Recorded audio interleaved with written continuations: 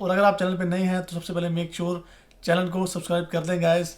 1-1 lakh view आ रहे हैं और 10,000 सब्सक्राइबर भी अभी तक नहीं हुए हैं guys. Subscribe to my channel. और ये वीडियो काफ़ी इन्फॉर्मेटिव होगी आइल्स जो कर रहे हैं स्पेशली उनके लिए, तो मेक श्योर वीडियो के अंत तक देखें। तो है guys, welcome back to my channel. जैसे कि आप वीडियोस देख रहे हैं, आखिरी कुछ वीडियोस मेरी गाड़ियों पे आ रही थी, कार्स के बारे में थी। और आज मैं लेके आया हूँ आइल्स का फुल कोर्स, जिसमें हम रीडिंग, राइटिंग, स्पीकिंग और लिसनिंग पूरी तरह से कवर करेंगे। तो 40 मिनट्स का ये पूरा मॉड्यूल होगा। अगर आपका कोई एक सिंगल मॉड्यूल वीक है तो आप वो 10 मिनट की वीडियो देख के भी उसको कवर कर सकते हैं। और आप पूरा कोर्स करना चाहते हैं तो 40 मिनट्स की वीडियो को आप पूरा देख के वो कोर्स कवर हो जाएगा, जिसमें इन डिटेल इन डेप्थ हमने एक एक मॉड्यूल को एक्सप्लेन किया है। आई होप उस वीडियो से काफ़ी आपकी हेल्प होगी। तो मेरे साथ हैं आदेश सर। इनको मैं सर इसलिए बोलता हूँ क्योंकि ये मेरे टीचर हैं और 2016 में मैंने इनसे काफ़ी पढ़ा है। तो Adesh sir, thank you so much help करने के लिए। काफ़ी लोगों को मुझे पता है आपकी वीडियो से, आपकी टिप एंड ट्रिक से काफ़ी हेल्प होगी आइल्स में। तो सर कुछ कहना चाहते हैं सबसे पहले, तो आप पहले वो सुने और फिर उसके बाद हम रीडिंग का मॉड्यूल शुरू करते हैं। तो आइल्स में ऐसे है कि एक जो इम्पोर्टेंट चीज़ वो सबको पता भी होनी चाहिए और मेरे अकॉर्डिंग कि भी वो सबको मानना भी चाहिए। आइल्स 100% एक्यूरेट असेसमेंट नहीं होएगी आपके स्किल की, इंग्लिश की कॉम्पिटेंसी की। तो अगर इन केस कभी, जैसे मैंने भी देखा है, मेरे टाइम में भी होता था जब मैं तैयारी कर रहा था आइल्स की, स्कोर 5.5 या 6 आता है तो उसमें इतना डीमोटिवेट मत होइएगा कि भी मेरी इंग्लिश बहुत ख़राब है। वो काफ़ी बार मैंने मेरे पर्सनल एक्सपीरियंस में भी देखा है। एक मंथ में 2 बार एग्ज़ाम दे रहे हैं आप back to back, first week और लास्ट वीक में। तो पर्सनली मैंने देखा हुआ है, एक एग्ज़ाम फर्स्ट वीक में स्पीकिंग में 8 बैंड्स हैं, लास्ट वीक में स्पीकिंग में 5.5 भी आए हैं। तो इसका मतलब ये तो नहीं कि वे एक मंथ में उस बंदे की इंग्लिश ख़राब होगी हो, आपकी स्किल डाउन चलेगी हो। हाँ। तो वो आइल्स का बैंड स्कोर देख के कभी भी डीमोटिवेट मत होना कि मेरी इंग्लिश ख़राब है या मैं इम्प्रूव नहीं कर पा रहा। वो उस दिन की बात थी और वो उस टीचर की असेसमेंट की बात थी कि उसने आपको असेस नहीं किया, उसके अकॉर्डिंग 5.5 होंगे। उसके कोई भी रीज़न हो, अपने को वो रीज़न्स भी नहीं पता। अपना काम प्रैक्टिस करना है और अपने आप को इम्प्रूव करना है। और आइल्स ऐसा कोई लास्ट एग्ज़ाम नहीं है कि भी उसके बाद वो इंग्लिश यूज़ नहीं होगी कभी। तो स्किल इम्पोर्टेंट है इंग्लिश का। आइल्स में बैंड स्कोर आपका अगर रिक्वायरमेंट पूरी हो रही है तो उतना भी बहुत है। तो बाकी वो है कि भी इसमें चारों मॉड्यूल डिस्कस करेंगे, reading, listening, speaking, writing. Reading और लिसनिंग का मैं थोड़ा डिटेल्ड में टिप्स बता सकता हूँ क्योंकि उसमें मेरा बैंड स्कोर भी काफ़ी अच्छा था और उसमें मेरा इंग्लिश की अंडरस्टैंडिंग सही है। स्पीकिंग और राइटिंग ऐसा है कि उसमें अपना कंट्रोल नहीं है, जैसे मैंने अभी बताया था कि 1 महीने में भी इतना डिफरेंट स्कोर आ सकता है। राइटिंग में भी सेम चीज़ है, 7.5 भी आते हैं, 5.5 भी आ जाएंगे 1 महीने में। तो उसका ठीक है, जितना आइडिया है उतना आपको टिप्स और ट्रिक्स कुछ बता सकते हैं। रीडिंग और लिसनिंग की मैं ज़्यादा हेल्प कर सकता हूँ।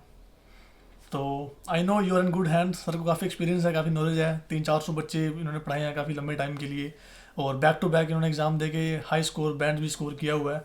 तो आई नो इस वीडियो से आपको काफ़ी हेल्प मिलेगी। तो रीडिंग से हम, जो पहला हमारा मॉड्यूल है वो होगा रीडिंग। तो रीडिंग से हम स्टार्ट करेंगे। रीडिंग में वो है, जैसे आपको पता है भी 3 पैराग्राफ्स आएंगे, 3 सेक्शन है। क्वेश्चन टाइप्स उसमें 13, 14 नॉर्मली यही होते हैं। रीडिंग में अब एक प्रॉब्लम जो बहुत बड़ी है वो है टाइम मैनेजमेंट, कि भी 40 क्वेश्चन अटैम्प्ट करना भी मुश्किल हो जाता है कई बारी। और कई बार वो है कि भी 40 क्वेश्चन अटैम्प्ट हो रहे हैं तो उसमें गलत बहुत होते हैं। कुछ फिर वो प्रॉब्लम होती है भी पर्टिकुलर टाइप ऑफ क्वेश्चंस ज़्यादा गलत होते हैं कईयों के, कि भी ट्रू फॉल्स बहुत गलत होते हैं, फिल इन द ब्लैंक्स के चांसेस है, लिस्ट ऑफ हेडिंग्स में बहुत प्रॉब्लम आती है।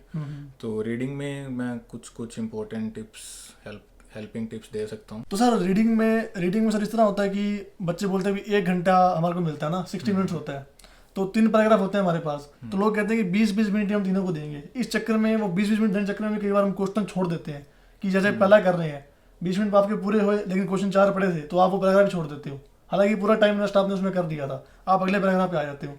तो इसमें सर कैसे करना चाहिए? ये टाइम डिवाइड वाली मेरे अकॉर्डिंग तो अप्रोच गलत है, नहीं करना चाहिए। क्योंकि तीनों पैराग्राफ सेम लेंथ के नहीं होते, तीनों पैराग्राफ सेम इंग्लिश के लेवल के नहीं होंगे, अंडरस्टैंडिंग के।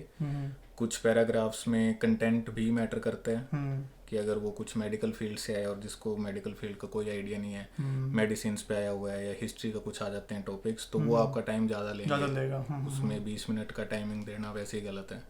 तो हो सकता है उस पर 25-30 मिनट भी लग सकते हैं एक पैराग्राफ पे। भाई टॉपिक कोई फेमिलियर आ जाए, आपको जिसका बारे में पता हो तो वो जल्दी हो जाएगा। कंटेंट पे भी डिपेंड करता है, कई पैसेजेस होते हैं जो इजी है, ठीक है, इजी गोइंग है, उनमें इतने कॉम्प्लिकेटेड इंग्लिश भी नहीं है और उस पे मतलब इतने वर्ड्स भी ऐसे नहीं है जिनका मीनिंग ना पता हो, तो वो आपका 15 मिनट 10 मिनट में भी हो जाएंगे 12-13-14 क्वेश्चन। तो टाइम डिवाइड करना है, पर्टिकुलर अपने आप को रिस्ट्रिक्ट करना है कि 20 ही मिनट हैं, उसमें आप ऑलरेडी प्रेशर ले रहे हो खुद पे जो रिक्वायर्ड नहीं है उसमें।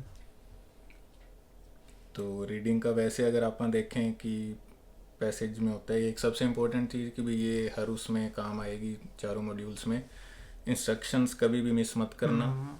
10 सेकंड का काम है लेकिन उससे कई बार आपका 5-6 क्वेश्चन लगातार ही गलत हो जाते हैं कि इंस्ट्रक्शंस में डिपेंड करता है। कई बार होता है कि भी लेटर लिखने, अल्फ़ाबेट लिखने हैं, उनका हेडिंग का नाम नहीं लिखना होता और आप आंसर्स में वर्ड्स लिख रहे हैं और अल्फ़ाबेट लिखने थे सिर्फ, तो वो सारे 6 के 6 क्वेश्चन गलत हो जाएंगे। तो इंस्ट्रक्शन सबसे ज़रूरी पार्ट है, 5-10 सेकंड का काम है। हर पैसेज में अटैम्प्ट करने से पहले उसके क्वेश्चन में पढ़ना है कि भी इसमें करना क्या है, अल्फ़ाबेट्स लिखने हैं, वर्ड पूरा लिखना है, कुछ नंबर लिखना है और बाकी आगे देखते हैं, बताता हूँ मैं पैसेज देख के भी उसमें क्या क्या इंस्ट्रक्शंस हैं। तो रीडिंग में जैसे नॉर्मली फर्स्ट पैसेज में आपने अटैम्प्ट कैसे स्टार्ट करना है, मैं मेरा बताता हूँ। जो मेरी टेक्निक है वो यही कि पैसेज पढ़ना स्टार्ट नहीं करता था मैं। सबसे पहले अपने ये देखना है भी किस फर्स्ट पैसेज में क्वेश्चन किस टाइप के हैं जी। क्वेश्चन के फॉर्मेट जैसे अभी मेरे पास जो पैसेज है उसमें 1 to 5 क्वेश्चन है, ट्रू फॉल्स नॉट गिवन, और उसके बाद 9 to 13 क्वेश्चन है fill in the blanks. Fill in the blanks के इंस्ट्रक्शन है नो मोर देन 2 वर्ड्स। ये इंपॉर्टेंट पार्ट है इस चीज़ का कि ये इंस्ट्रक्शन मिस कर दी, आप 3 वर्ड लिख रहे हैं, 1 वर्ड लिख दिया, वो क्वेश्चन क्या, 1 वर्ड आ सकता है आंसर, 3 वर्ड तो कंफर्म्ड गलत ही होगा। 2 वर्ड वाले में 1 वर्ड हो सकता है मतलब। हाँ, नो मोर देन है, ये मुझे नहीं पता था। 2 से ज़्यादा नहीं लिखना, एक सिंगल वर्ड आंसर भी होएगा इनमें, वो प्रॉब्लम नहीं है। अब इसमें कुछ बार डाउट हो सकता है, अगर वर्ड और नंबर साथ आ गया तो वो 2 काउंट होंगे या 1 होंगे। वो ट्राई करना सेफ साइड, 3 में मत लिखना कि 2 वर्ड के साथ 1 नंबर लिख रहे हो। बाकी वो क्वेश्चन पे डिपेंड करता है, अगर उसमें सेंस बन रही है 100% तो रिस्क ले सकते हो कि 2 वर्ड के साथ नंबर आ रहे हैं। तो जैसे कई बार बंदा वो भी हो जाता है कि अब जैसे आंसर एक बंदे का नाम है, नाम भी है और बंदे का सरनेम भी है बीच में, और यहाँ जैसे लिखा है नो मोर देन 2 वर्ड, तो वहाँ बंदे का सिर्फ नाम लिखे या फिर बंदे का पूरा नाम लिखे? वो क्वेश्चन पे डिपेंड करेगा कि वो क्वेश्चन किस सेंस में पूछा गया है। अगर वहाँ पे रिक्वायर्ड है पूरा नाम, फर्स्ट नेम, लास्ट नेम लिखना, तो फिर लिखना पड़ेगा। लेकिन अगर वर्ड लिमिट एक्सीड हो रही है तो वो तो कंफर्म्ड गलत है, वो तो मत करना। वो फर्स्ट नेम ही लिख के वो करो। तो इसमें अब जैसे ये है 1 to 5 में है true false not given, 1 to 8 questions हैं। तो इसमें सबसे पहला काम ये कि जो टाइप ऑफ रीडिंग्स आती है वो मैंने देखी है काफ़ी अलग अलग।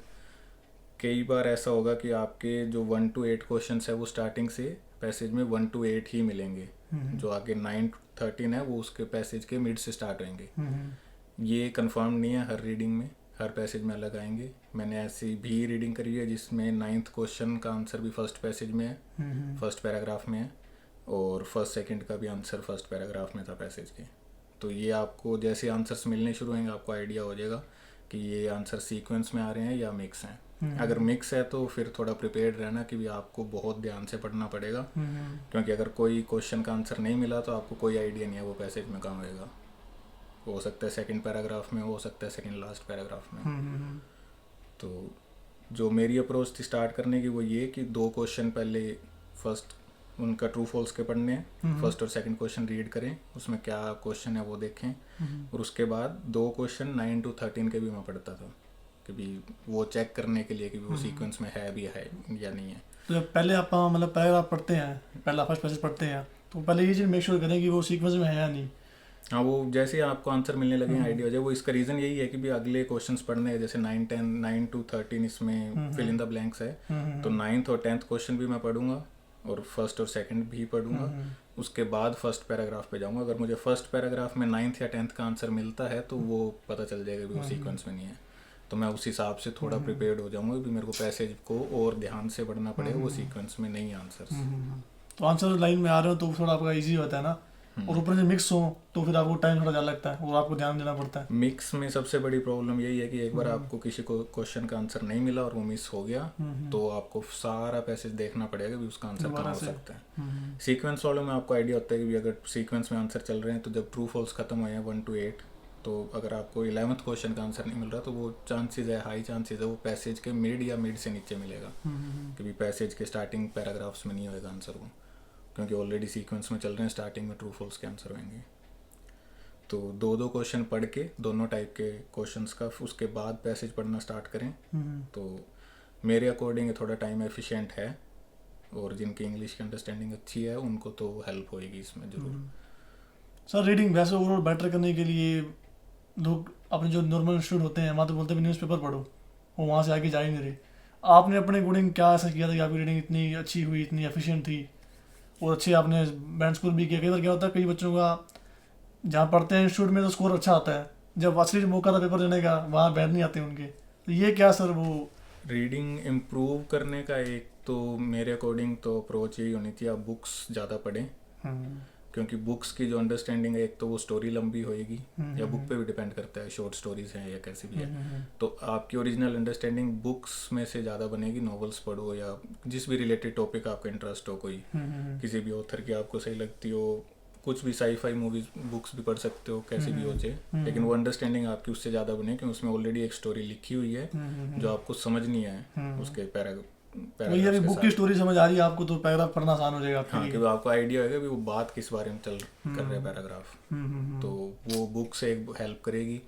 न्यूज़पेपर ठीक है, मैंने खुद पर्सनली न्यूज़पेपर पे ज़्यादा नहीं टाइम दिया कभी, लेकिन न्यूज़पेपर आपको ऐसे है कि भी ओवरऑल हेल्प कर सकता है हर मॉड्यूल में, कि भी आपके नॉलेज बढ़ेगी, कंटेंट ज़्यादा मिलेगा, तो आप स्पीकिंग में भी यूज़ कर सकते हैं कुछ एग्जांपल। रिसेंटली कुछ ऐसा हुआ है बहुत बड़ा इवेंट, तो राइटिंग में भी यूज़ कर सकते हैं, उससे रिलेटेड टॉपिक आ गया तो न्यूज़पेपर वहाँ हेल्प करता है। रीडिंग पर्टिकुलर के लिए तो बुक्स प्रेफर करूँगा मैं, नॉवेल्स जैसी भी आपको पसंद हो वो पढ़ें, और उसमें वो है कि भी हाँ बुक्स में एक है ये भी हेल्प होगी, आपकी राइटिंग अच्छी होगी, आपको सेंटेंस स्ट्रक्चर भी पता चलेगा ऑथर ने कैसे लिखा हुआ है, और उसके अंदर नए वर्ड्स मिलेंगे, नए वर्ड्स के मीनिंग्स पता चलेंगे, तो वो बुक से आपको 2 मॉड्यूल में तो हेल्प होएगी। तो गोल्डन टिप ये है रीडिंग की कि बुक्स को रीड करें, उससे आपकी रीडिंग और अच्छी होगी। सर ब्रीफ में जितनी वीडियो हमने अभी तक कैप्चर की है, तो ब्रीफ में 2-3 पॉइंट्स हम क्या कहेंगे रीडिंग बेटर करने के लिए? एक तो बुक्स पढ़ें, एक बुक्स पढ़ें, उसमें से आपको जो भी वर्ड्स मिलते हैं वो याद रखें, उनका मीनिंग देखें, सेंटेंस स्ट्रक्चर की ट्राई करें, और अगर आप इन केस ऐसी बुक पढ़ रहे हैं जो आपको नहीं समझ आ रही तो बुक चेंज कर लें, जरूरी नहीं है वो एक ही बुक पे टाइम खराब करें। जो बेटर अंडरस्टैंडिंग हो रही है जिसमें, हाँ जिसमें आपको लग रहा है भी समझ आ रहा है जैसे भी लिखा गया है, तो वो बुक पूरी करने की ट्राई करें, इंस्टेड ऑफ टाइम वेस्ट करने के भी जो एक ले ली या देख ली बुक कहीं से लेके हैं वो ही पढ़नी और वो समझ नहीं आ रही। और रीडिंग करते टाइम भी पैराग्राफ पढ़ें, फिर क्वेश्चन पढ़ें, फिर दोबारा पैराग्राफ पढ़ें, ये कभी ना करें, राइट? पहले क्वेश्चंस देख लें, ये टेक्निक आपके साथ जैसा ज़्यादा बेटर है ना। एक जो ये प्रॉब्लम होती है कि भी सेंटर में स्कोर आता है और एग्जाम वाले दिन नहीं आता, उसका मेरे अकॉर्डिंग बड़ा रीज़न ये होता है कि भी आप रीडिंग हर टाइप की रीडिंग के लिए वेल प्रिपेयर्ड नहीं थे।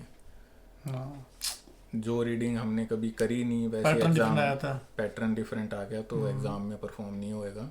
इसलिए वो है कि भी रीडिंग करते टाइम सिर्फ क्वेश्चन के आंसर्स तो ढूंढने ही है, वो तो आपका मोटिव है ही एक, लेकिन उसका पैटर्न भी समझा करो कि भी रीडिंग कैसी है, ये वो क्वेश्चंस के आंसर्स किस सीक्वेंस में मिल रहे थे, कैसे मिल रहे थे, वो मिक्स थे, लाइन वाइज सीक्वेंस में चल रहे हैं आंसर्स। और बाकी वो है कि भी अगर इंडिविजुअल क्वेश्चंस की बात करें तो मोस्टली वो गलत होने का रीज़न कुछ तो उसमें ट्रिक होती है इसलिए गलत हो सकते हैं, कुछ वर्ड का सिनोनिम यूज़ हुआ है या कुछ पता नहीं चला, लेकिन मोस्टली अगर अपने ज़्यादा गलत हो रहे हैं तो उसमें आपकी रीडिंग की अंडरस्टैंडिंग वीक है अभी इंग्लिश की, इसलिए जो क्वेश्चन पूछा गया था वो नहीं मिला अपने को उसका आंसर, मेरे अकॉर्डिंग इसलिए ज़्यादा गलत होते हैं। तो आपको वो भी पहले देखना पड़ेगा कि भी आपके ट्रिक्स की वजह से आंसर गलत हो रहे हैं, क्वेश्चन ट्रिकी था या आपकी अंडरस्टैंडिंग वीक अभी इंग्लिश की। तो जो जिस भी चीज़ में आप लैग कर रहे हैं पहले वो इम्प्रूव करें। लिसनिंग में भी एक चीज़ वही, पहले तो अपने को आइडेंटिफाई करना पड़ेगा कि लिसनिंग अपनी इंग्लिश की अंडरस्टैंडिंग वीक है या फिर अपने से क्वेश्चन मिस होते हैं या क्वेश्चन गलत हो जाते हैं। जिस भी कैटेगरी में आपका वीक पॉइंट है पहले तो वो आइडेंटिफाई करें कि भी जैसे भी आपकी प्रॉब्लम किस चीज़ में, फिर वहाँ से इम्प्रूवमेंट शुरू होएगी। अगर आपको ये नहीं पता कि आपके क्वेश्चन गलत क्यों हो रहे हैं तो उस इम्प्रूवमेंट में बहुत टाइम ख़राब होएगा। लिसनिंग में मेन वो है कि सबसे इम्पोर्टेंट चीज़ यही है कि भी आपके इंस्ट्रक्शंस कभी मिस मत करना। लिसनिंग में बहुत ज़्यादा चांसेस है इंस्ट्रक्शन मिस करने की वजह से आंसर गलत होने के। मेरे पास जो सैम्पल लिसनिंग है उसमें जैसे फर्स्ट सेक्शन में 1 to 10 क्वेश्चंस में है 1 वर्ड एंड और ए नंबर। अब ये एंड और का भी बहुत इंपॉर्टेंट पॉइंट है यहाँ पे। अगर ये सिर्फ लिखा होता 1 वर्ड एंड ए नंबर फिर अलग आंसर्स आते। अगर लिखा हुआ है 1 वर्ड और ए नंबर फिर कम्प्लीटली डिफरेंट आंसर होते हैं इनके। एंड और दोनों है तो इसमें दोनों कंसीडर होंगे, आपका नंबर के साथ वर्ड भी आंसर आ सकता है। तो अगर आपको यही नहीं पता और आप बाद में कंफ्यूज हो रहे हैं कि भी सिर्फ नंबर लिखूं या वर्ड लिखूं तो वो आंसर आपके वैसे भी गलत होंगे। तो आपके में काफ़ी आंसर्स गलत हो सकते हैं सिर्फ इसलिए कि इंस्ट्रक्शन क्लियर नहीं थी अपने को। तो लिसनिंग में सबसे इंपॉर्टेंट चीज़ है इंस्ट्रक्शन। उसके बाद लिसनिंग में एक मेरी जो अप्रोच थी वो ये कि जब भी आपको 20-30 सेकंड्स मिलते हैं सेक्शन के बीच में लिसनिंग स्टार्ट होने से पहले, तो कंप्लीट सेक्शन के आपको एक तो क्वेश्चंस पढ़ लेने, गो थ्रू हो जाएं कि भी किस बारे में बात होगी, और एक आपको आइडिया लेना पड़ेगा भी किस से रिगार्डिंग बात हो रही है, किन चीज़ों से। थोड़ा सा आपको कंटेंट का आइडिया होना चाहिए वो क्या कन्वर्सेशन किस चीज़ पे चलेगी। उसमें हेल्प ये होती है कि इन केस आपका अगर कुछ मिस हो जाता है क्वेश्चन, तो अगर आपको आइडिया है कि भी किस बारे में बात हो रही है, किस बारे में बात जाएगी आगे, कन्वर्सेशन कहाँ तक जाएगी, तो जैसे ही आपको कुछ भी क्लिक करते हैं कि भी आपको आइडिया था कि भी हाँ इस बारे में बात होएगी आगे, या कोई भी क्वेश्चन का आपको कुछ भी वर्ड याद रहता है, जैसे 7th क्वेश्चन का कुछ वर्ड याद रह गया आपको, तो उसमें ये हेल्प होएगी भी जैसे ही वो वर्ड आपको सुनने को आएगा कि कन्वर्सेशन में चल रहा है, तो आपको आइडिया हो जाएगा भी ये 7th 8th क्वेश्चन तक बात पहुंची है, मैं 5th 6th पे वेट कर रहा था आंसर की, तो वो मिस हो चुके हैं ऑलरेडी। तो जब भी पता चल जाए तभी अच्छा है कि भी 2 4 5 क्वेश्चन जितने भी आगे सही कर सकते हैं उतने ही बेनिफिट है।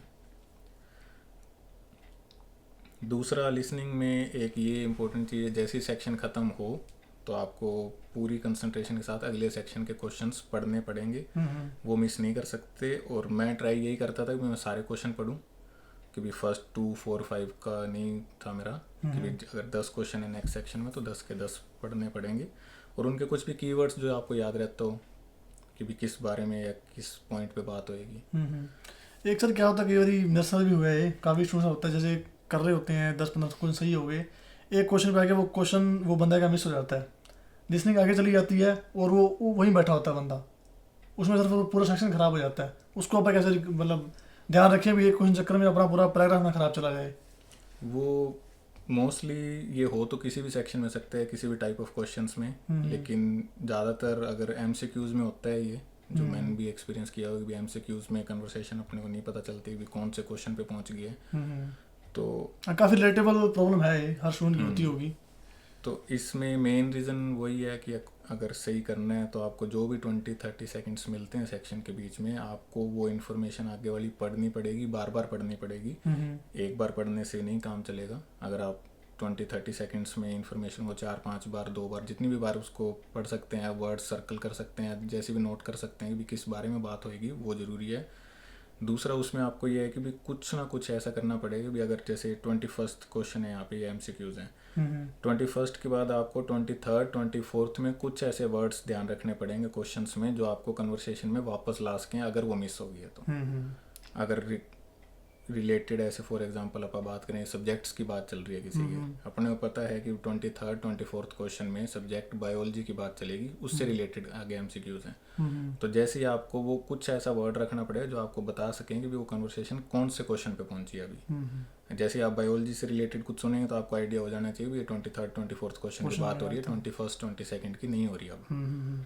तो उसी टाइम आप अपना ध्यान आगे नीचे ले आओ फटाफट अगले उस क्वेश्चन पे पहुंचे जिस क्वेश्चन से रिलेटेड बात पहुंच रही है, वो वर्ड्स नोट डाउन करने या वो कंटेंट समझना बहुत जरूरी है, वो किस क्वेश्चंस पे बात हो रही है, क्या पूछना चाह रहे हैं आपसे। तो उससे आपको आइडिया हो जाता है कि अगर इन केस मिस भी होते हैं 1-2 क्वेश्चन तो 2 से ज़्यादा ना हो कि भी आप 3rd क्वेश्चन तक आपको आइडिया हो जाना चाहिए कि ये किस क्वेश्चन पे बात हो रही है अब। तो इसमें मेन यही है कि आपको वर्ड्स ढूंढने पड़ेंगे या कुछ कंटेंट समझ आ जाएगा। इंग्लिश की अंडरस्टैंडिंग अच्छी है तो आपको कन्वर्सेशन ही समझ आ जाएगी भी अब चेंज हो गया, नेक्स्ट मूव हो गया, वो अगले पॉइंट पे आ गई।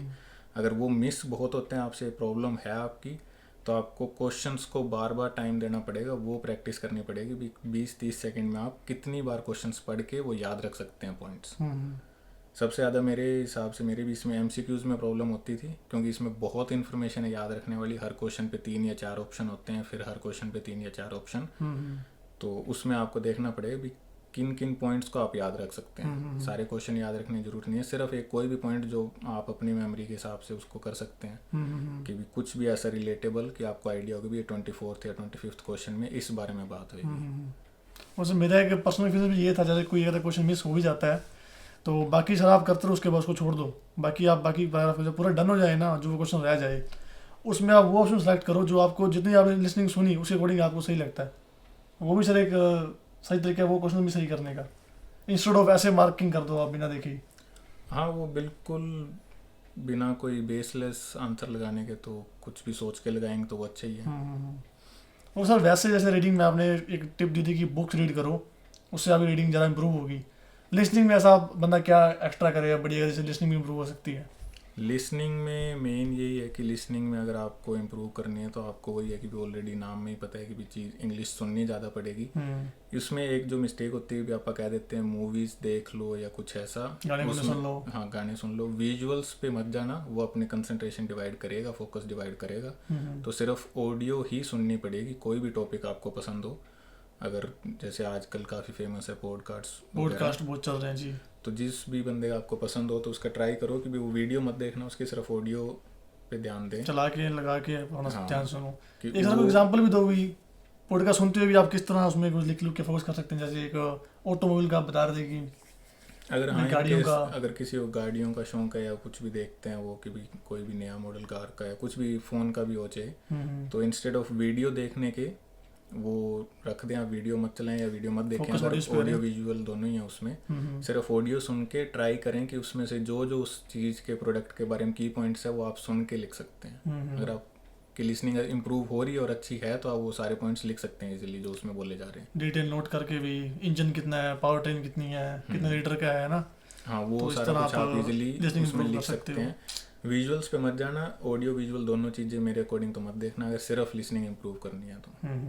अगर लिसनिंग में इशू है, अंडरस्टैंडिंग या स्पीड में इशू है कि भी वो इंग्लिश इतनी फास्ट बोल रहे हैं कन्वर्सेशन में, वो ट्रैक करने में प्रॉब्लम है, तो सिर्फ फिर आपको ऑडियो ही यूज़ करनी पड़ेगी। और ये पॉडकास्ट वगैरह हेल्प कर सकते हैं। हाँ, ये हेल्प कर सकते हैं। आप अपने इंटरेस्ट रिदम बन जाएगी ना, बंदे रिदम बन जाती है फिर सुनने की। आजकल हर चीज़ पे, हर टॉपिक पे आपको मिल जाएगी वीडियो, तो आपके इंटरेस्ट की ज़रूर वीडियोस होंगी, तो वो देखेंगे तो थोड़ा आपका भी इंटरेस्ट रहेगा उसमें देखने में। स्पीकिंग का एक ज़्यादातर लोगों को थोड़ा बोलने में भी प्रॉब्लम होती है, फ्लुएंसी में प्रॉब्लम है, उसके बाद ग्रामेटिकल मिस्टेक्स या कंटेंट कम होता है बोलने के लिए कि भी उनसे लंबे टाइम तक बोला नहीं जाता, जैसे क्यू कार्ड्स में होता है कि वो इतना बोल नहीं पाते या सारे पॉइंट्स डिस्कस नहीं होते। तो स्पीकिंग में मेरे अकॉर्डिंग तो सिर्फ एक जो चीज़ सबसे इम्पोर्टेंट है वो है प्रैक्टिस। जितना बोलेंगे उतनी आप फेमिलियर होएंगे उस चीज़ से और कुछ आपको कॉन्फिडेंस भी बिल्डअप होएगा। तो इंग्लिश हमारी वैसे भी सेकंड लैंग्वेज है सर, राइट? हम घर से बोलते हैं हिंदी, पंजाबी, बागड़ी जो हमारी भाषा होती है हम वही बोलते हैं घर पे, तो ये हमने कभी सीखी तो है नहीं। बोल बोल के, देख देख के, लोगों को सुन सुन के हमारी इंप्रूव होती है। तो इंग्लिश के लिए भी सेम ही चीज़ है, जितना आप बोलोगे, ये मेरी खुद की टिप थी, मैं ऐसे सीखा हूँ स्पीकिंग, मेरी ऐसे बढ़ी हुई है। जितना आप बोलोगे, जितना आप इंग्लिश में बात करोगे, चाहे आपकी फैमिली है, आपके फ्रेंड्स हैं, और कुछ बच्चे क्या करते हैं, हमारे सेंटर भी यही करते थे, लिसनिंग लगा दी, स्पीकिंग राइटिंग लगा दी और रीडिंग लगा दी, उसके बाद घर चले गए, स्पीकिंग सेंटर पे कर ही नहीं रही। तो जो चीज़ आपने सेंटर पे सीखी ही नहीं, जिसकी आपने प्रैक्टिस की ही नहीं, आप कैसे एक्सपेक्ट कर रहे हो कि आपके जब आप एग्जाम देने जाओगे वहाँ पे आपकी बैंड अच्छी आ जाएंगी? फिर वहाँ जाके लोग नर्वस हो जाते हैं कि हम बोलें क्या, सुनो जाते हैं वहाँ पे, क्यू कार्ड 2 मिनट का मिलता है, उनको पता नहीं था क्या बोलना है। तो सबसे बड़ी गोल्डन टिप स्पीकिंग की तो यही है मेरे अकॉर्डिंग भी, कि the more you practice it the more better is gonna get. तो सेंटर पे आप जा रहे हो, टीचर से 1-1.5 घंटा करो, समझ नहीं आ रही, आप कहीं पे स्टक हो रहे हो तो उनसे पूछो कि यहाँ पे मैं क्या वर्ड्स यूज़ कर सकता हूँ। तो स्पीकिंग तो प्रैक्टिस से जाएगी, बाकी हम देंगे एक्सपर्ट एडवाइस हमारे टीचर से। स्पीकिंग का ऐसा ही है कि स्पीकिंग में एक तो आपको वही है कि अगर बाकी 3 मॉड्यूल आपके सही हैं तभी स्पीकिंग सही होएगी, सिर्फ स्पीकिंग एक सही नहीं हो सकती, क्योंकि जितनी आपको नॉलेज है वो बाकी तीनों मॉड्यूल की स्पीकिंग में यूज़ होएगी। अगर आपकी रीडिंग की अंडरस्टैंडिंग अच्छी है तो आपको पता होगा क्वेश्चन किस टेंस में और किस सेंस में पूछा गया है, तो आप अच्छा आंसर दे सकते हैं। अगर आपकी लिसनिंग अच्छी है तो जो क्वेश्चन पूछा गया है या पूछ रहा है वो आपको क्लिक कर जाएगा कि भाई हाँ उस पर क्या बोलना है जल्दी, और समझ भी आ जाएगा कि क्या पूछा गया है। राइटिंग का जितना आपका, अगर राइटिंग का कंटेंट स्ट्रॉन्ग है, आपके पास इंफॉर्मेशन है लिखने को, उतना ही आप बोल सकते हैं। जो बोल सकते हैं वो आप लिख भी सकते हैं। तो अगर आपकी राइटिंग अच्छी है, आपका ग्रामेटिकल मिस्टेक्स नहीं होती, तो वो राइटिंग वाला सारा का सारा स्पीकिंग में यूज़ तभी होएगा जब प्रैक्टिस है। ये बहुत लोगों के साथ होता है, मेरे साथ भी पर्सनली हुआ था। राइटिंग में लिखने को कंटेंट बहुत है मेरे पास, लेकिन वो सारा एज इट इज स्पीकिंग में कन्वर्ट नहीं होता था क्योंकि प्रैक्टिस कम थी। राइटिंग में वर्ड्स बहुत पता थे मुझे, लेकिन वो स्पीकिंग में बोले नहीं जाते थे क्यों प्रैक्टिस नहीं थी। तो कहीं ना कहीं वो 3 मॉड्यूल्स आपकी काफ़ी हेल्प करते हैं स्पीकिंग में। ये भी एक कॉमन मिस्टेक है, जैसे वर्ड्स काफ़ी आते होंगे इंडिविजुअल को, राइटिंग में लिख सकता है वो, क्योंकि राइटिंग में थोड़ा टाइम होता है अपने पास सोच के लिखने के लिए, लेकिन वो वर्ड आप इंग्लिश में स्पीकिंग में कभी यूज़ नहीं कर पाते क्योंकि अपनी प्रैक्टिस नहीं, कभी बोले ही नहीं है वो। लिखे शायद 10-20 कभी मुझे बोला नहीं है उसको। तो प्रैक्टिस भी करो, जो वर्ड मुश्किल है ना। हाँ, और ये ऐसा लगता है कि भी हम उस दिन बोल देंगे, वो नहीं बोले जाते, वो वर्ड्स निकलते ही नहीं है, वो इम्पोर्टेंट ही बोला जाएगा, क्रूशियल नहीं बोला जाता वहाँ पे, अगर वो यूज़ नहीं हुए वर्ड कभी आपकी स्पीकिंग में। तो दूसरा, स्पीकिंग में जो फॉर्मेट है अपने, वो की भी स्टार्टिंग में आपके बारे में पूछा जाता है, personal, work, home, family, surrounding, locality, education पे। तो वो तो सेम से क्वेश्चन है, तो वो तो आप जितना प्रैक्टिस करेंगे उतना अच्छा कर सकते हैं उनको, क्योंकि वो ऑलमोस्ट सिमिलर से इसी फॉर्मेट पे क्वेश्चन आएंगे। वो तो आपके सबसे आई थिंक इजी पार्ट है। हाँ, वो सबसे इजी पार्ट है, क्योंकि वो आपको पता है कि भी वो आप ऑलरेडी वेल प्रिपेयर्ड हो सकते हैं उस चीज़ के लिए। वो ऐसा कुछ नया नहीं पूछेंगे जो आपको आइडिया नहीं था। क्यू कार्ड का जो है, क्यू कार्ड में मेन मेरे अकॉर्डिंग डिपेंड यही करता है कि सबसे पहले तो इंपॉर्टेंट क्वेश्चन जिस ओवरऑल टॉपिक पे बात करनी है, उसके बाद जो बुलेट पॉइंट्स होते हैं जो बताए जाते हैं, उस पे आप इजीली उसको 2-3 मिनट तक कवर कर सकते हैं, अगर वो बुलेट पॉइंट्स पे आप कंटेंट आपको पता होगी भी कैसे कैसे बोलना है। जैसे एक मेरे पास अब अगर क्यू कार्ड है, ये है describe a home, house, apartment that someone you know lives in. अब इसमें क्वेश्चन ये था someone you know lives in. अगर आप अपना ही बताने लग जाओ तो ये यहाँ पे एक मिस्टेक होती है, क्योंकि क्वेश्चन में यही पूछा गया है, someone you know lives in. उसके बाद बुलेट पॉइंट्स में था whose house apartment it is, तो आपको पर्सन डिस्क्राइब करना ज़रूरी है। अब ये पर्सन डिस्क्राइब करने में आप 2-3-4 लाइन आराम से बता सकते हैं भी कौन है। उसके बाद सेकंड पॉइंट है where the house apartment is, तो सिटी और स्टेट और कंट्री भी आप इसमें इन्वॉल्व कर सकते हैं। उसके बाद थर्ड पॉइंट है इसमें what it looks like inside and explain what you like और dislike about the person's house और अपार्टमेंट। क्यू कार्ड में एक पॉइंट ऐसा हमेशा आएगा जो आपको कंटेंट देगा। फर्स्ट 2 पॉइंट थे कौन है और वो कहाँ है अपार्टमेंट, उस पर आपके पास कंटेंट नहीं है ज़्यादा बोलने का, उसको आप ड्रैग करोगे तो वो अननेसेसरी वो रेलिवेंट नहीं होएगा उस चीज़ पे। थर्ड जो पॉइंट है कि भी आपको कैसा लगता है और क्या पसंद और क्या नहीं पसंद, और वो अपार्टमेंट कैसे है, इस पे आप 10-15-20 मिनट भी बोल सकते हैं। वो आप पे है कि भी आप उस कंटेंट को ड्रैग कितना कर सकते हैं रेलेवेंट इन्फॉर्मेशन के साथ। ये पॉइंट इस पे जितना मर्जी बोल सकते हैं कि भी कैसा है अपार्टमेंट, तो उसको जैसे जितना मर्जी डिस्क्राइब करें आप, लिविंग रूम, बेडरूम, किचन, उसको डिटेल में डिस्क्राइब कर सकते हैं, डेकोरेशन डिस्क्राइब कर सकते हैं, कलर्स कैसा है, किस किस चीज़ का फर्नीचर है। उसके बाद आपको क्या पसंद, लाइक डिसलाइक है उस अपार्टमेंट के बारे में वो बता सकते हैं आप। इस पॉइंट को भी जितना मर्जी ड्रैग करें तो 2-3 मिनट कवर करना बहुत इजी है। एक इम्पोर्टेंट चीज़ है आपको वो पॉइंट आइडेंटिफाई करना कि भी किस पॉइंट को ड्रैग करना है। अगर पॉइंट ड्रैग करने वाला नहीं है, उसको ड्रैग कर रहे हैं, तो वो वैसे ही सही नहीं है आपका। और जो उसके बाद थर्ड क्वेश्चन है क्रॉस क्वेश्चनिंग, उसमें मेन यही होता है कि भी आपको टेंस और सेंस दोनों समझ आनी चाहिए क्वेश्चन की, कि वो आपके बारे में पर्सनली आपका ओपिनियन पूछ रहा है, जनरल ओपिनियन पूछ रहा है, कि पास्ट का पूछ रहा है, प्रेजेंट का, फ्यूचर का। ये बहुत इंपॉर्टेंट है क्रॉस क्वेश्चनिंग में। तो स्पीकिंग में तो मोस्टली यही है। अगर स्पीकिंग में आपके पास कंटेंट कम है तो आपके बाकी 3 मॉड्यूल वीक हैं। अगर वो सही है तो स्पीकिंग में आपके पास कंटेंट होएगा। कंटेंट कन्वर्ट नहीं होता कि भी आपको पता है बोलना क्या है, लेकिन बोलना नहीं जाता, तो वो लैक ऑफ प्रैक्टिस है। Speaking I think one of the easiest module है जिसमें आप ज़रा बैंड स्कोर कर सकते हैं। उसमें सर इतना कोई आपसे इस तरह कुछ पूछेंगे जो आपको पता नहीं है। क्वेश्चन वही होता है जो आपको पता है, कहाँ से हो, बाबा का नाम क्या, आपका नाम क्या है। Speaking is one of the easiest module जिसमें आप काफ़ी अच्छा स्कोर कर सकते हो अगर आपको इतना याद हो कि वो क्वेश्चन पूछेंगे और आपने सिर्फ इंग्लिश में जवाब देना और कुछ नहीं करना। क्यू कार्ड में क्या है, 2 मिनट का आपको बोलना, सर ने आपको पूरा अच्छे से एक्सप्लेन कर दिया है। एक एग्जाम्पल दे के अपना मैप बता दूँ। मेरा क्यू कार्ड था, सर पूछा था कि tell us about your favourite place where used to spend time. और मैंने बताया स्कूल के पास एक खाली गली थी, बिल्कुल खाली, आसपास खेत थे, तो शाम को वैसे वहाँ चला जाता था, वहाँ पे कोई भीड़ भीड़ होती नहीं थी, शांति थी, वहाँ से स्कूल दिखता था। स्कूल के बाद की बात है, वो सारी स्कूल की मेमोरी क्लिक होती थी। फिर 10-12 साल यहाँ बिताए हैं, बट वो पानी वाली टूटी, यहाँ पानी पीते थे, यहाँ खेलते थे। तो कोई भी टॉपिक आपको आता है तो आप वो टॉपिक इस तरह होगा जो आपको कहीं ना कहीं उसकी नॉलेज कहीं ना कहीं है, तो आप सिर्फ अपना एक्सपीरियंस बताना कि आप उससे क्या रिलेट कर पा रहे हो। जरूरी नहीं है कि आपने वो स्टोरी रिलीव की हो। कई बार पूछते हैं कि योर फेवरेट वेडिंग बताओ, कौन सी शादी में आप कहीं गए थे, है ना, और वहाँ कौन से कजन्स आए थे आपके। तो कोई भी आपके पास वहाँ पे वो जो क्यू कार्ड आपको वो दे रहे हैं, आपने उसको सिर्फ रिलेट करना उस टॉपिक से। खुद की स्टोरी चाहे हो चाहे ना हो, क्या होते तो भी आप क्या करते।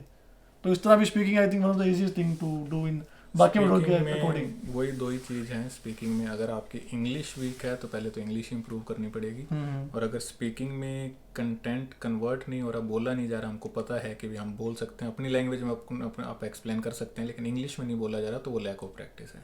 तो सर जी ने गोल्डन टिप्स दे दी हैं इंग्लिश इंप्रूव करने की। लिसनिंग के लिए आप सुने पॉडकास्ट, विजुअल रखते हैं साइड पे, ऑडियो सुने, कॉपी लेके बैठे उसको पॉइंट नोट करें, और रीडिंग के लिए आप बुक्स पढ़ेंगे। दोनों चीज़ आप करेंगे तो ओवरऑल इंग्लिश भी आपकी काफ़ी स्ट्रॉन्ग हो जाएगी। वो स्पीकिंग में भी काम आएगी, आपकी राइटिंग में भी काम आएगी। तो स्पीकिंग के लिए इतना ही। नेक्स्ट मॉड्यूल है राइटिंग, हमारा लास्ट मॉड्यूल। तो गाइस ये है हमारा last module, writing, reading, listening, speaking की वीडियोस आप देख के आए हो। आई होप आपको वीडियोस अच्छी लग रही होंगी। तो ये है हमारे पूरे आइल्स कोर्स की आखिरी वीडियो। तो बात करते हैं राइटिंग पे। राइटिंग का टास्क 2 कवर करेंगे आज। टास्क 1 का ऐसे है, जो भी इंस्टीट्यूट पे आपको फॉर्मेट बताया जा रहा है आप फॉलो कर सकते हैं। वो 150 वर्ड्स होता है नॉर्मली, तो उस पर इतना कुछ कॉम्प्लिकेटेड है भी नहीं। अरे वो जो काफ़ी सिंपल टास्क है, टास्क वन सिंपल तो। टास्क है वो हो भी जाता है। टास्क 2 जो इम्पोर्टेंट चीज़ है, एक तो उसमें टाइमिंग 40 मिनट्स में अपने को वर्ड्स पूरे करने, 250 280 वर्ड्स नॉर्मली लिखने होते हैं। और जो एक इम्पोर्टेंट चीज़ है कि उसका फॉर्मेट तो जो भी आज के टाइम पे चल रहे हैं इंस्टीट्यूट्स में बता रहे हैं वो आप फॉलो कर सकते हैं, मुझे उसका आइडिया नहीं है। जो कंटेंट है राइटिंग का वो ये है कि भी उसमें सेफ स्कोर करने के लिए जो टिप्स मैं दे सकता हूँ वो ये कि एक तो ग्रामेटिकल मिस्टेक्स ज़ीरो करनी पड़ेगी आपको, क्योंकि वो चीज़ अपने कंट्रोल में है। कैसा भी टॉपिक हो, कुछ भी रिलेटेड कंटेंट हो कि भी उस पर अपने को नॉलेज नहीं है, लेकिन फिर भी जो एक चीज़ अपने पास 100% कन्फर्म्ड है वो ये कि भी ग्रामेटिकल मिस्टेक्स ना हो। अगर वो बिल्कुल नहीं है तो वो एक ऑलरेडी बहुत अच्छा स्ट्रॉन्ग पॉइंट है अपने पास। उसके बाद दूसरी चीज़ जो उस पर टॉपिक पे आता है कि भी अगर कंटेंट के बारे में इंफॉर्मेशन कम है तो उस पर 2 सिनेरियो हैं। एक तो वो सबके लिए मुश्किल है, तो वो वही कि भी दिन अच्छे बुरे होते हैं, तो उसमें कुछ ज़्यादा कर भी नहीं सकते। अगर वो सबके लिए मुश्किल आ गया टॉपिक जिसका किसी को ही आइडिया नहीं था, या मेजोरिटी स्टूडेंट्स को आइडिया नहीं होता एग्ज़ाम में, और अगर आपको आइडिया नहीं है तो उसमें उससे पता चलता है कि भी आपको लैक ऑफ इंफॉर्मेशन है, तो वो आप वेल प्रिपेयर्ड नहीं थे, तो उसकी वजह से आपको टास्क 2 में प्रॉब्लम हुई। बाकी जो कंटेंट पे डिपेंड करता है, जैसे अभी मेरे पास जो सैम्पल क्वेश्चन है वो ये है, employer sometimes ask people applying for jobs for personal information such as their hobbies and interests whether they are married और single. Some people say that this information may be relevant and useful, others disagree. Discuss both views and give your own opinion. काफ़ी अच्छा topic है ये। हाँ, topic ये कह सकते हैं कि भी इस पे सबसे नहीं लिखा जाएगा, क्योंकि जिन लोगों ने कभी जॉब इंटरव्यू फेस ही नहीं करे, मेजोरिटी स्टूडेंट्स हैं जो +2 या कॉलेज गोइंग स्टूडेंट है, कॉलेज पास आउट्स है, उन्होंने जॉब इंटरव्यू फेस नहीं करे, तो उनको एग्जैक्ट वो रियल लाइफ एक्सपीरियंस नहीं है उस चीज़ का कि वो क्यों पूछा जाता है या किस लिए पूछा जाता है, क्या पूछते हैं। उन बच्चों को रिलेट करना मुश्किल हो जाएगा इससे। हाँ, उनके लिए रिलेट करना मुश्किल है। तो इस टॉपिक पे आप ये है कि भी आपको अपनी ही नॉलेज यूज़ करनी पड़ेगी, और ट्राई करें कि जनरलाइज नॉलेज यूज़ करें, बिल्कुल उसको एक एरिया या स्टेट की ना यूज़ करें, क्योंकि ओवरऑल कवर करके उसको यूज़ करें। ओवरऑल अगर तो आप ओवरऑल इंडिया की कवर करें, या अगर आपको कुछ ना कुछ आइडिया है बाहर का, तो आप ओवरऑल वर्ल्ड के एक आइडिया, कॉमन सा जनरल आइडिया ले सकते हैं कि क्यों पूछा जा सकता है। उसके बाद जैसे ही टॉपिक आए तो उसमें आपको रीजंस ढूंढने होते हैं कि भी क्या क्या रीज़न हो सकते हैं जो क्वेश्चन पूछा गया है, कि अगर जॉब इंटरव्यू में वो पूछा जा रहा है तो क्यों पूछा जा रहा है। वो आपको आपकी नॉलेज, अगर आप खुद आंसर दे सकते हैं उस चीज़ का, तो आपको लिखने में भी ईजी है। वो मेरी भी यही अप्रोच थी कि जो भी टॉपिक होता था उसमें वो वाई ढूंढना या क्यों ढूंढना कि भी क्या पॉइंट्स इस पे हो सकते हैं, या क्यों पूछा जा रहा है ये क्वेश्चन, कि अगर हॉबीज, इंटरेस्ट, मैरिड, सिंगल ये पूछा जा रहा है जॉब इंटरव्यू में, तो क्यों पूछा जा रहा है। अगर मैं खुद इसका आंसर दे सकता हूँ तो वो मैं लिख भी सकता हूँ, और उसके बाद दूसरा क्वेश्चन ये बनता है कि वो क्यों पूछना सही नहीं है। तो अगर वो उस चीज़ का मैं आंसर दे सकता हूँ तो वो भी लिख सकता हूँ मैं। राइटिंग में बेसिकली ये होता ही है ना कि एडवांटेज है इसकी बताओ, डिसएडवांटेज बताओ, दो मतलब पक्ष को लिखवाते ही हैं आपसे कहीं ना कहीं हमेशा ही है ना मोस्टली। तो उसका भी ध्यान रखना कि अगर आप उसको सपोर्ट कर रहे हो, उसमें आप रिलेट कर रहे हो कि हाँ यार मैं इसको सपोर्ट कर लूँगा, तो आपको कहीं खुद को प्रिपेयर करना पड़ेगा कि इसके डिसपोर्ट में क्या लिखना है, कि इसको मैं ये क्यों नहीं करना चाहिए, क्यों करना चाहिए वो तो आप लिख दोगे, तो क्यों नहीं करना उस बंदे की तरफ भी आपको सोचना पड़ेगा, और उसके जो माइंड में थॉट्स हैं या क्यों वो सोच रहा है कि मैं ना करूँ मैं, तो भी आपको सही लिखना पड़ेगा। तो उससे भी राइटिंग आई थिंक काफ़ी इंप्रूव हो सकती है। उसमें एक टिप ये भी है और कि भी टॉपिक पढ़ते इमीडिएटली स्टार्ट मत करना। आपको ये जो अभी क्वेश्चंस बनते हैं हर टॉपिक में उनका आंसर पे सोचना पड़ेगा। पहले नहीं सोचेंगे तो लिखते टाइम सोचेंगे, और फिर आपका सेंटेंस स्ट्रक्चर और ग्रामेटिकल मिस्टेक्स होने लगे, क्योंकि आप कुछ और सोच रहे हैं, वो जो लिख रहे हैं उसके बारे में नहीं सोच रहे। लाइन्स मिस भी हो जाती है यार, फिर बाद में आता है ये भी लिखना था, यहाँ पे ये भी डालना था। तो पहले थोड़ा सा एनालाइज 1 कर ले। मिनट 2 मिनट अगर आप दे सकते हैं तो उस टॉपिक को दें। दूसरा, उसमें क्वेश्चन में आपको आंसर मिल जाएगा कि भी चीज़ें कैसे करनी है। इसमें लिखा हुआ है एम्प्लॉयर समटाइम्स आस्क, तो आपको ये सोचना है कि भी एज ए एम्प्लॉयर आपका क्या रीज़न होगा। क्वेश्चन में उन्होंने आंसर दे दिया आपको कि भी बिजनेसेस जो हैं, जो हायर करते हैं, बड़ी कंपनीज हैं या इवन गवर्नमेंट जॉब्स भी हैं वो हायर कर रहे हैं, तो उनका क्या रीज़न होएगा। आपको एज ए एम्प्लॉयर सोचना है, एज ए एम्प्लॉई या इंडिविजुअल मत सोचना। तो आपको ज़्यादा अच्छे आंसर मिलेंगे। क्वेश्चन में आपको आंसर दिया ही हुआ इस चीज़ का मिल गया। और क्यों नहीं पूछना चाहिए, तब आप एज ए एम्प्लॉई सोच सकते हैं कि भी आपकी पर्सनल इन्फॉर्मेशन डिस्क्लोज हो रही है, कि कहीं वो इन्फॉर्मेशन का गलत यूज़ ना हो। आजकल अगर आपको पता है तो प्राइवेसी लीक्स के और डेटा लीक्स के बहुत प्रॉब्लम है, और वो डेटा को यूज़ करके टारगेटेड एडवर्टीजमेंट होती है। तो ऐसे पॉइंट लिख सकते हैं आप। तो वो है कि उनका थोड़ा सा अगर आप सोच लेंगे 1-2 मिनट तो उसमें हेल्प ज़्यादा होगी, आपको आइडिया होएगा कि किस बारे में लिखना है। तो उसके बाद जो सबसे इम्पोर्टेंट चीज़, ग्रामेटिकल मिस्टेक्स एक्सेप्टेबल नहीं है, तो बिल्कुल भी नहीं होनी चाहिए। अगर वो होती है तो सबसे बेसिक काम है आपका पहले वो इम्प्रूव करें, उनको 100% सही करें, उसके बाद उसके ऊपर आप राइटिंग बिल्डअप कर सकते हैं। ग्रामर इम्प्रूव करने की कोई वो वही है, बुक्स पढ़ेंगे तो उसमें आपको एक हेल्प होगी। पहले तो अगर बिल्कुल ही अंडरस्टैंडिंग नहीं है तो फिर तो आपके टीचर हेल्प करेंगे आपको। इज़एमआर बोस वर उसमें है ना, हाँ, उनके साथ वर्ब्स की कौन सी फॉर्म आएगी, थर्ड फॉर्म आईएनजी जैसे भी आएंगी, उसको पहले तो इम्प्रूव करें। वो उनसे सीख के उसके बाद आपको टेस्ट करने के लिए बुक्स पढ़नी पड़ेंगी। नॉवेल्स आ रही हैं, वो रीडिंग में तो हेल्प करेंगी अंडरस्टैंडिंग में। राइटिंग में ऐसे हेल्प होता है कि भी आपको आइडिया होगी भी उसने जो ऑथर में लिखा वो लाइन्स लिखी हो कैसे लिखी हुई हैं, क्या सेंटेंस स्ट्रक्चर है। तो अगर आपको कुछ अच्छा लगता है उसमें तो आप वहाँ से पिक भी कर सकते हैं कि भी ऐसे सेंटेंस स्ट्रक्चर यूज़ होते हैं, तो वो आप अपने राइटिंग में भी ला सकते हैं। ओके, तो टास्क 2 का तो इतना ही। तो गाइस राइटिंग में यही था। आई होप राइटिंग से भी आपको काफ़ी इंप्रूवमेंट हुई होगी, और ये टिप्स और को फॉलो करें, टिक्स को, और ग्रामर इंप्रूव करें। और वो इंप्रूव नहीं है आपकी, टीचर से अपने वर्ब्स वगैरह सीखें, इज़एमआर कैसे लगाना है, तो वो आई थिंक पहला स्टेप है। उसके बाद फिर आप बुक्स वगैरह पढ़ें, और इसमें आपका काफ़ी जो है बेनिफिट हो जाएगा। राइटिंग आपकी थोड़ी सी ईजी हो जाएगी। टॉपिक पे पूरा ध्यान दें, उसको 2-3 मिनट एनालाइज करें, उसके बाद लिखना स्टार्ट करें। तो आई होप आपको पूरा आइल्स कोर्स अच्छा लगा होगा। ये आइल्स कोर्स की आखिरी वीडियो थी, तो we are wrapping up the video. And I hope ये पूरे कोर्स से जो लोग घर बैठे हैं, सेंटर पे जा रहे हैं लेकिन उनको वहाँ कुछ कमियाँ लग रही थी, तो इन वीडियोस में उनको काफ़ी आंसर्स मिल गए होंगे उनके क्वेश्चंस के। इसके बाद भी आपके कुछ और क्वेश्चंस हैं पर्सनली, तो आप हमें कमेंट सेक्शन में बता दें, उसका आंसर मैं सर से पूछ के आप लोगों को रिप्लाई ज़रूर करूँगा। और thank you so much videos को देखने के लिए। और ये पूरा कोर्स अवेलेबल है, इसमें रीडिंग, राइटिंग, लिसनिंग और स्पीकिंग चारों मॉड्यूल हमने पूरी तरह से कवर कर दी हैं। आप इसको सिंगल वीडियो के हिसाब से भी देख सकते हैं अगर आपका एक मॉड्यूल वीक है तो, और आप इसको ऐसा पूरा कोर्स भी देख सकते हैं। तो thank you so much guys for watching. Video अच्छी लगी तो वीडियो करें लाइक, शेयर करें दोस्तों के साथ, और करें चैनल को अभी सब्सक्राइब। मिलते हैं नेक्स्ट वीडियो में।